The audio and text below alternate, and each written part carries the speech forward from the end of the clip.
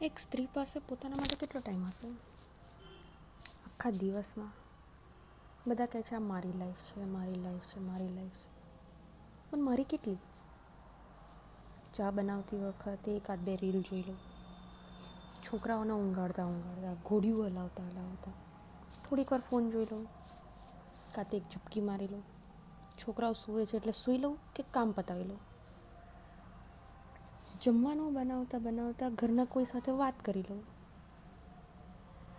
ઊંઘતી વખતે થોડી વાર પહેલાં જો કોઈ બાળક ઊંઘી ગયું હોય અને જો થોડી વારમાં કદાચ જાગી જાય તો પહેલું કોણ ઉઠશે?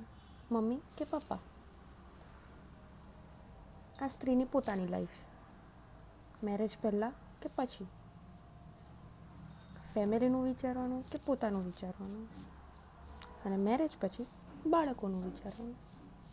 શું લાગે છે આટલા બધા સવાલોની વચ્ચે સ્ત્રી પોતે ક્યાં છે?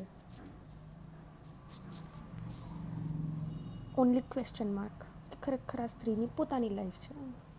જો એને પોતાના માટે ટાઈમ કાઢવો હોય, પોતાનું કંઈક ઈચ્છાનું કરવું હોય, તો આ બધા જ માંથી થોડીક કરીને, મારા ખ્યાલથી 10 વર્ષમાં 10 મિનિટ,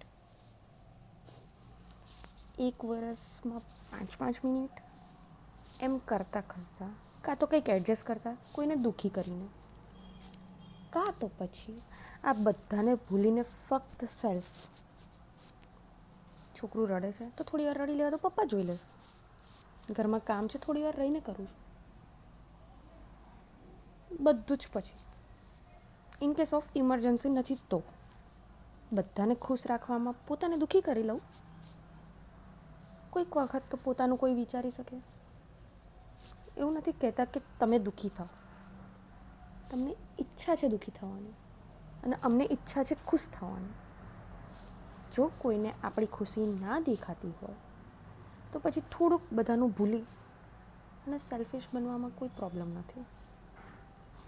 લેડીઝે ખુશ થવા માટે થોડું સેલ્ફિશ થવું ખરેખર જરૂરી છે.